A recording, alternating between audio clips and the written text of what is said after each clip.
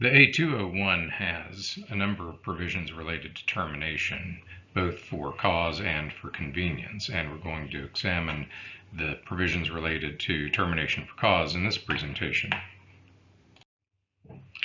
So we touched on Article 14 a bit in an earlier presentation, and now I want to drill down a little bit on each of the two main sections under Article 14, Section 14.1, which addresses termination by the contractor. Then we'll talk about 14.2, which addresses termination by the owner. Now, the common theme that runs through Section 14.1 is delay. That is, if the work is being delayed, contractor's being delayed through no fault of its own in progressing the work. And the reason that's a problem as far as the contractor is concerned is that time is money, and it has made certain assumptions about how long each project's going to take and what cash it's going to be generating during that time. Of course, the contractor is paid in arrears in the sense that it's paid for work that it's already done. And so the position a contractor does not want to be in is essentially financing the work. That is, putting in the labor and materials and not getting paid for them, giving the owner essentially an interest-free loan on the cost of all those things. And so if there's a delay in progressing the work, even if it's just the contractor's overhead that the contractor's having to absorb itself, that's a problem. That's money that's coming out of the contractor's pocket. And so the common theme that runs throughout Section 14.1 is delay through no fault of the contractor. And there are different time periods here associated with different events causing the delay. So, for example, 14.1.1 provides that if the work is stopped for 30 consecutive days without the fault of the contractor due to, for example, a government order, that would be grounds for terminating the contract. Now, 14.1.1 also gives as an example grounds for termination, including things that are attributable to the owner, such as the architect failing to certify the contractor's pay applications in a timely fashion, which really goes to the heart of the cash flow aspect of the project for the contractor. And because the architect is the owner's representative, that is in effect a breach that's attributable to the owner and can give the contractor grounds for terminating. Similarly, 14.1.2 contemplates repeated stoppages of the work that in the aggregate add up to a significant amount of time, and that's defined more precisely in 14.1.2 as a function of the overall contract time. But the concept is that you could have several 20-day stoppages that are just as impactful as one 30-day stoppage. And if you have enough of those under 14.1.2, that will give you grounds for terminating the contract. 14.1.3 just says, okay, if you've got the grounds under 14.1.1 or 14.1.2, contractor gives 7 days notice to the owner and then can terminate the contract. So 14.1.3 is really kind of a procedural thing. It tells you how the contractor goes about exercising its right to terminate. 14.1.4 then kind of closes the loop by saying, okay, if you've got the work stopped for 60 days due to various owner breaches, particularly owners failing to cooperate in progressing the work, then the contractor can terminate under 14.1.3. Now, the different time periods here are important because it's essential, especially with respect to the notice requirements, that if you're advising a contractor client, that you pay close attention to the notice requirements, because if the contractor simply terminates without giving proper notice, that then becomes a breach on the part of the contractor, which is a problem. But the common theme through all these is delay of various sorts that give rise to an opportunity for the contractor to say, all right, I'm terminating the contract and getting out of this. And so what this does in Article 14 in contracts terms is define more closely what amounts to a material breach that will permit the aggrieved party, in this case the contractor, to terminate altogether rather than being forced to continue performing.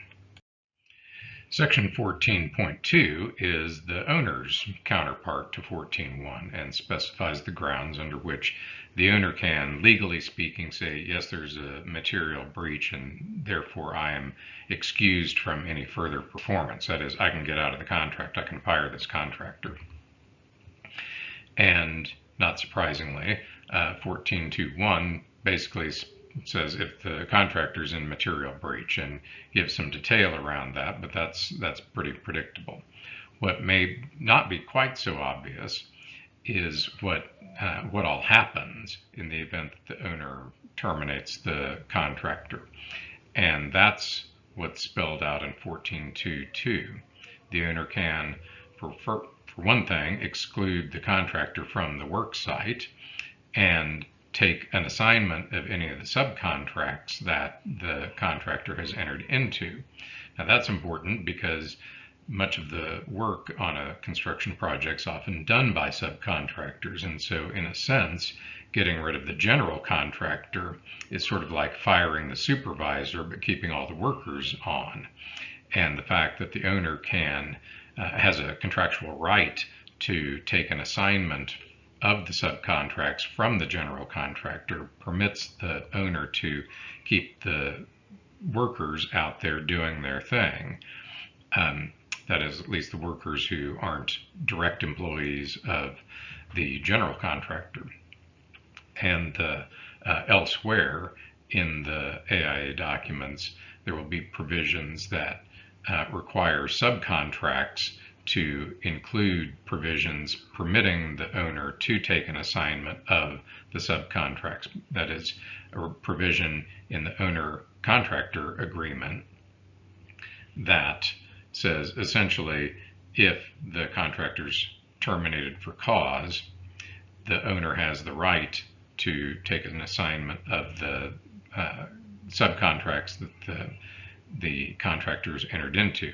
Owner doesn't have to take an assignment of all the subcontracts. It can pick and choose, because sometimes the problem may be with a particular sub and that the general has not gotten sorted out, and the owner doesn't want to take an assignment of that subcontract. But all the good subcontracts, the owner has the opportunity to take an assignment of.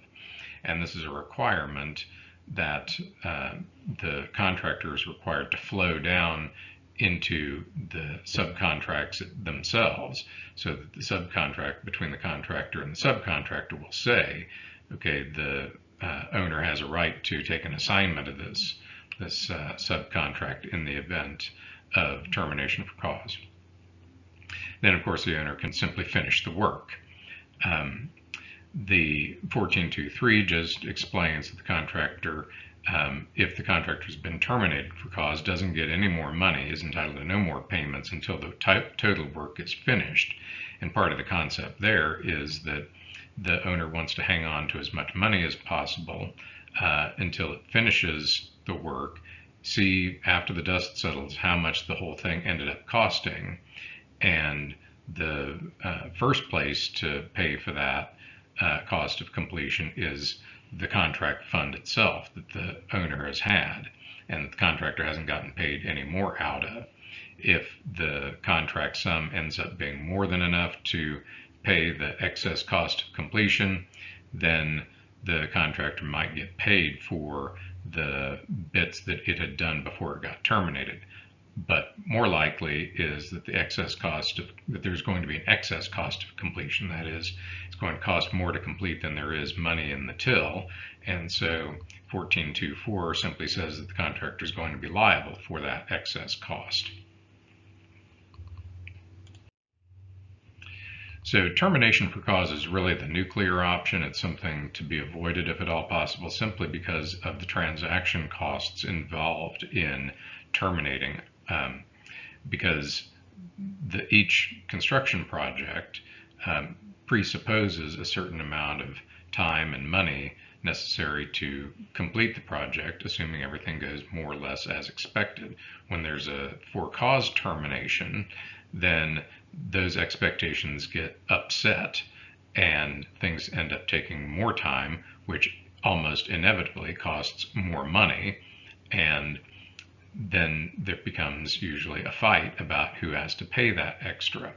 And so the costs involved in getting a new contractor in, or a contract, if the contractor is terminated for cause, or if the owner gets terminated by the contractor for cause, there are transaction costs in the involved in the contractor having to go out and find new work to replace the work that it was planning on doing for the owner. So there are inefficiencies and transaction costs associated with a for cause termination that are to be avoided if possible.